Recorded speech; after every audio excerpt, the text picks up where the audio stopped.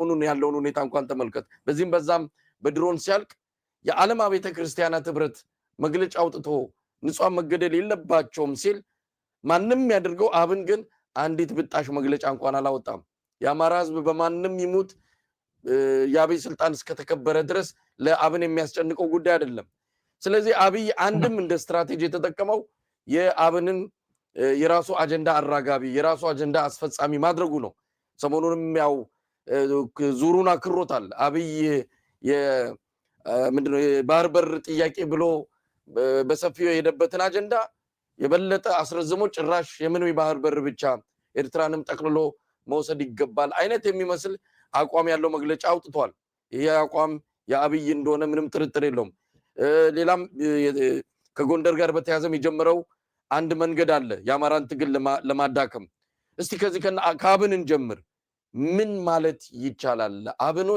አብኖች እንበላቸው ወይስ አሁን ሰሞኑን አንድ መገለጫ አውጥቷል አንዳርጋቸው ጽጌ የአብይ ብርጌድ ናሐመዱ ብሎታል። አብን ምንድነው ፈረንጆች ምን ይሉታል መሰል ይሄ ሬስቱ ዘ ቦቶም የቁልቁለት ወደ ቁልቁለት የሚደረግ በጣም ፈጣን ጉዞ አብን የሚባል ድርጅት በዚህ ፍጥነት ምን በጣም እኮ 2017 ነው 18 የተመሰረተ ድርጅት እኮ በዚህ አጭር ጊዜ ውስጥ እንዲወጣ የተፈጣፈጠ ድርጅት ቢኖር አብን ነው።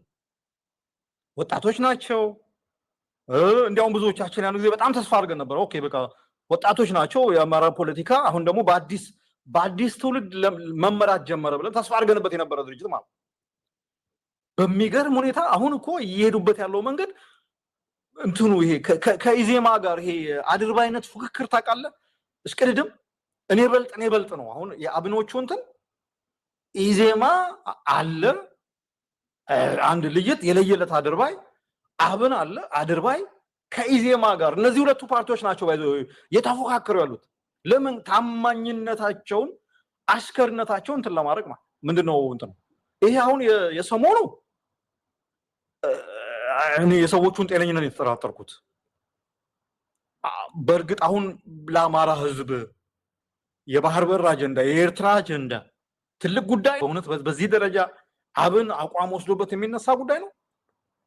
አስፈላጊ ነው እንጂ ምንድነው አሁን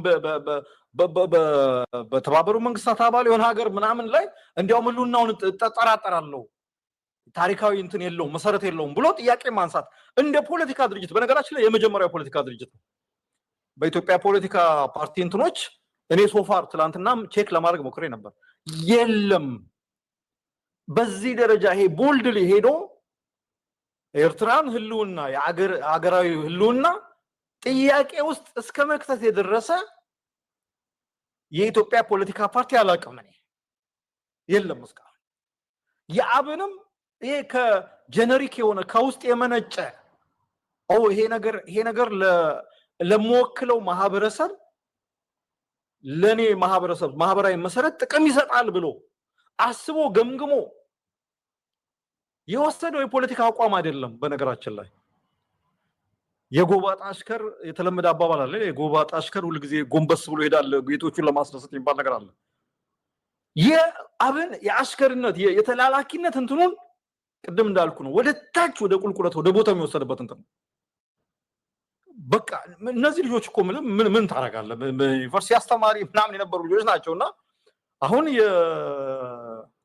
የሚኒስትር ምናምን ኢትዮጵያ ውስጥ በዛ እንደዚህ አይነት ስታተስ ማግኘት ትልቅ ነገር አይደለም። አላማቸውን እናትና አባታቸውን የሚከዱበት ሁኔታ ነው የሚያስከዳ እንትን ነው ያለው። የኑሮ ውድነቱ ምናምኑ በዛ ደረጃ ነው። ግን ቆይቷል አብን ካበቃለት። አሁን ግን ይሄኛው ሰሞኑ ደግሞ ያላቸው ነገር በቃ አብን ኢዝ ፊኒቶ ነው የሚለው ጣሊያን። በቃ ይተስተንተን ምንም እኔ ራሴ በቃ ከዚህ በኋላ አብን የሚባል ነገር ላለመስማት ስለ አብን የሚባል ነገር ምንም ነገር እንትን ላለማድረግ ወስኛለሁ። አንደኛው ሁለተኛው ምናልባት ለምን ነው እንደዚህ ያደርጉ ብዬ ስገምት አንደኛው ምክንያት ሊሆን የሚችለው ምናልባት የሚቀጥለው ዓመት ምርጫ ይካሄዳል። በነገራችን ላይ እኔ በጣም እርግጠኛ ነኝ ትክክለኛ ምርጫ ከተካሄደ አብን እና ኢዜማ የመመረጥ እድላቸው ከብልጽግና የባሰ ዜሮ ነው። ማንንም አይመርጣቸው። አንድ ወንበር ካገኙ እኔ እንትን አደርጋለሁ በብልጽግና ቸርነት ካልሆነ በስተቀር ማለት እነዚህ ሰዎች ወንበር ካላገኙ አሁን የያዙት ቦታ የፖስታ ሚኒስትር፣ የኢኖቬሽን እና ቴክኖሎጂ ሚኒስትር፣ የአማራ ክልል የቱሪዝም ምናምን ነገር የሚባሉ ቦታዎች እንደማይገኙ ያውቃሉ። ስለዚህ ካሁኑ ቀብድ እንትን ማድረጋቸው ለአብይ አህመድ ታማኝነታቸውን በመስጠት በማሳየት የሚቀጥለው ምርጫ ከሚቀጥለው ምርጫ በኋላ የሚቋቋሙ መንግስት ውስጥም በለጠ ሞላ ያዘውን ወንበር ይዞ ለመቀጠል ማን ነው የምትላቸውም ሌሎቹ አንደኛው አሁን በቅርብ ደሞዝ አስጨምሮ አንዳንዴ እንትና ነገሩ እንትን ነው በቃ በጭቁን ህዝብ ስለ ህዝብ ጭቆና አውርቶ እንትን ብለህ ምናምን ቦታው ላይ ስትቀመጥ የበለጠ ጨቋኝ የበለጠ በዝባዥ የበለጠ መዝባሪ የሆነ መገኘት እኮ ማለት ይገርማል። አሁን ይሄ ፖስታ ቤት እንትን ያደረገው ነገር ያው በቃ ይሄ አሁን የተያዙት የቁልቁለት ወደ ታች የሚሄድ የቁልቁለት እንትኑ በጣም ከኢዜማ ጋር ፍክክር ውስጥ የገቡ ይመስለኛል። በቃ እኛንን የበለጠ ታማኝ እንትኖች እኛንን ለዚህ ሰዓት እንትን ምለው ስለዚህ ኤክስትሪም የሆነ አሁን አንድ የውስጥ ያለ የፖለቲካ ፓርቲ ሊያውም እኮ በነገራችን ላይ የህልውና ችግር አለብኝ ብሎ መከራ ውስጥ በገባ ህዝብ ስም ነው የተቋቋመው። አብን ማለት የሀገራዊ ፓርቲ አይደለም፣ የአማራ ክልል ፓርቲ ነው።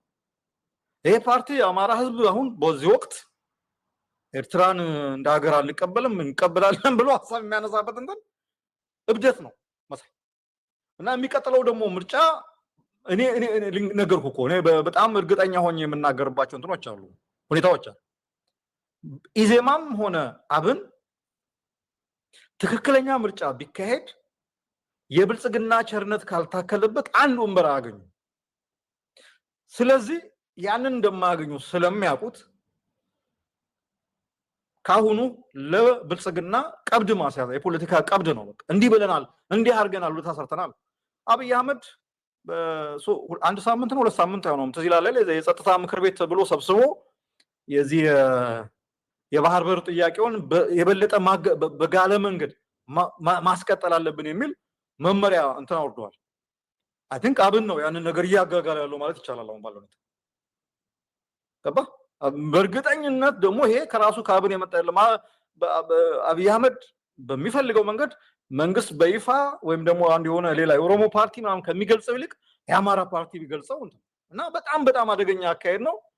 ምን ታረጋዋለህ? ሰው ሆዱ በልጦበት ጭንቅላቱ ከጠበበ ምን ታረጋዋለህ?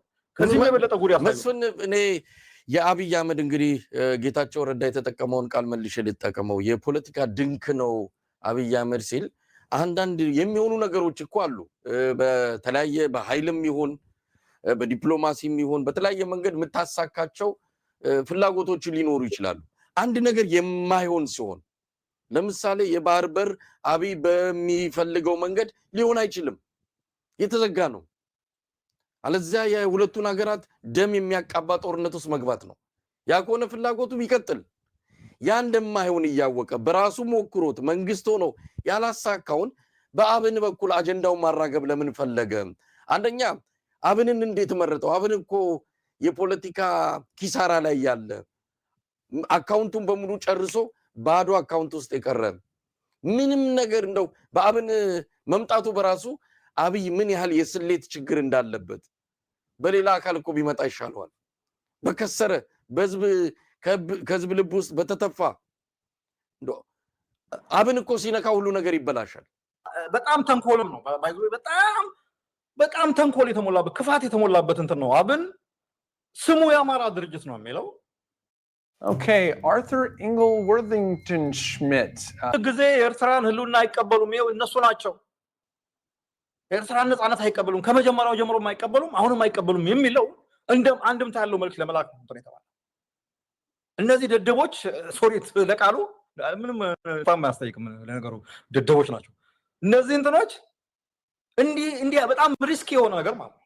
በዚህ ሰዓት የአማራ ልሂቅ ለራሱ ህልውናውን ለማስከበር ህልውናውን ለማስቀጠል ኢትዮጵያ በምትባል ሀገር ውስጥ ዋና ከተማ ውስጥ ለመግባትና ላለመግባት እንኳን እንትን የተነፈገ መብት የተነፈገ ህዝብ ይዘህ ባህር በር እና ደግሞ ሌላ ጎረቤት ሀገር መኖር አለበት የለበትም ብለህ ለመወሰን እንትን ውስጥ መኖር አለበት ሌላ የቅዠት ዓለም ውስጥ መኖር አለበት ግን ዋናው አብይ ይሄን ነገር በአብን በኩል እንዲነገር ያደረገበት ዋናው ምክንያት የአማራ ልሂቃን ናቸው ኤርትራን ነፃነት የማይቀበሉ የብሔር ብሔረሰቦችን እኩልነት የማይቀበል ይሄ የቆየ ናሬሽን አለ አይደል ትርክት አለ ተስፋፊዎች ሁሉ ጊዜ በላይ ተቆጣጣሪዎች ያንን ነገር መልእክት ለማስተላለፍ ነው እነዚህ በቃ ዩስፉል ኢዲየት ነው የሚባሉት አይደል ተጠቀመባቸው መልእክቱን አስተላልፉ እንዴ ሶስት ግለሰብ እኮ ናቸው አሁን አብን የምንላቸው እኮ ይህን ያህል የአማራ ልሂቃንን የሚወክሩ አለ በለጠ ጋሻውና ኢየሱፍ የሚባሉ ናቸው ሌላ ማን አለ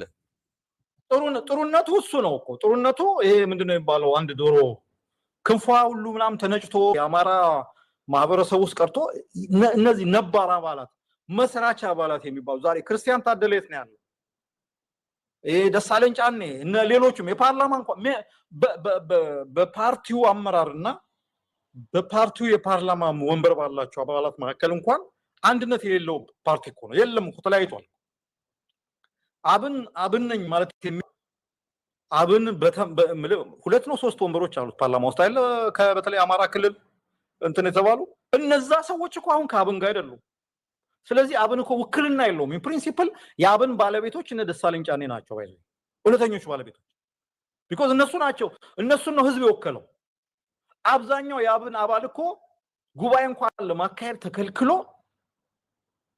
ጉባኤ በትክክል ፎርማል ጉባኤ ለማካሄድ ተከልክሎ በእንትን ነው እኮ በሳቦታጅ በሴራ እኮ ነው ጉባኤ እንኳን የሚካሄደው ሰዎች ጉባኤ ለመግባት የተከለከሉበት ድርጅት ነውና እንዲህ አይነት ቅድም እንዳልኩ ነው ላባው ምናምኑ ተለጭቶ ዶሮ በስጋ ብቻ በቆዳ ብቻ ይቀር ዶሮ እንደማለት ነው አይደል እና ከዚህ በኩል ወጣ ከዚህ ድርጅት እንዲህ አይነት መግለጫ ወጣ አልወጣ በጣም ሪሌቫንሱ በጣም እንት ነው ግን እንትኑ ሴራው ትልቁ የዚህ ደባው ትልቁ እንትን ተንኮል ዋናው አካል ምንድነው የጸጥታ ምክር ቤት አብይ ሰበሰበው የደህንነት ምክር ቤት ያለ እዛ ላይ የባህር በር ጥያቄ እንትኑ የበለጠ እናጋግለው ብሎ እንትን አለ ያንን ተከትሎ በሁለተኛው ነው በሶስተኛው ሳምንት አብን አቋም ይዘናል ብሎ መግለጫ ወጣ እና መግለጫው ኤርትራንም እንደውም መኖርም የለባትም የሚል መግለጫ ማለት ይሄን መግለጫ እንትኑን ለማድረግ የተፈለገው ተመልከተ ይሄ የአማራ ድርጅትም እንደዚህ ብሏል ተብሎ ስም እንዲሰጠው ለማድረግ ነውና ኤኒዌይስ ታሪክ ይፈርዳል ግን ምንም የብርጭቆ ውስጥ ማዕበል የሚባለው አብን ማለት አሁን ባለው ሁኔታ ምንም በራሱ አባላት ላይ እንኳን ተጽዕኖ የሌለው ድርጅት እንደ አይነት መግለጫ ባይወጣ እርግጠኛ ነኝ ኤርትራውያኖቹ ይሄን ነገር ይረዱታል ብዬ ገምታለሁ ምንም ጀስት የአብይ አህመድ ማውዝ ፒት የሆነ አሻንጉሊት አለ እንደዚህ የምትጫወትበት እንደዛ አይነት ነገር ማለት ነው